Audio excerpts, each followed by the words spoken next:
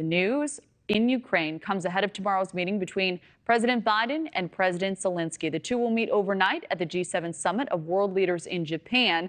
Zelenskyy is there now, meeting with world leaders as the war with Russia rages in his country. The Ukrainian leader is gathering international support, preparing for a major push to take back territory seized by Vladimir Putin's forces. And this visit comes hours after the U.S. announced that it will send $375 million in military aid. The package will include artillery, ammunition, and rocket launchers. The U.S. and its allies agreed to send fighter jets to the war-ravaged country. They'll also teach Ukrainian pilots how to fly them. NewsNation's Evan Moon joins us live with more on this high-stakes gathering. Evan?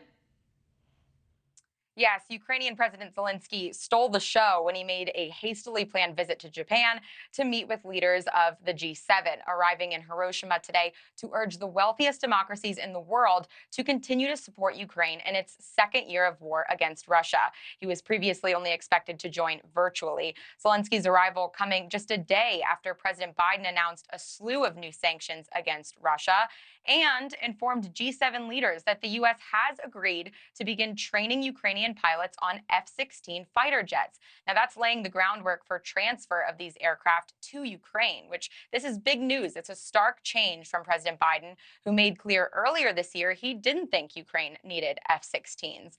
Zelenskyy tweeting about the announcement, praising the historic decision and saying it will greatly enhance their army in the sky. The Ukrainian president expected to meet and speak live with President Biden after midnight tonight, which is around 2 p.m. on Sunday in Japan.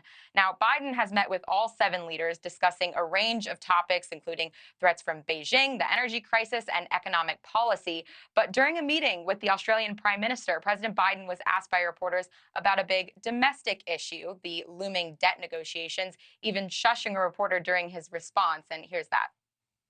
Are Republicans negotiating in good faith? This goes in stages.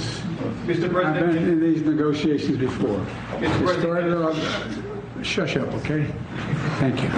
I still believe we'll be able to avoid a default and we'll get something decent done.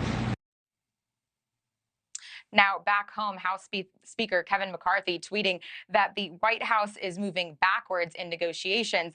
57 Republicans sent a letter to Biden and congressional leadership demanding that any deal reached to raise the debt limit must include beefed up border security and crackdowns on illegal immigration. As talks continue, this is the closest the U.S. has ever come in the last decade to defaulting on its debt. Now, President Biden flies back from Japan on Wednesday to once again try to get a deal done before early June. Kelly.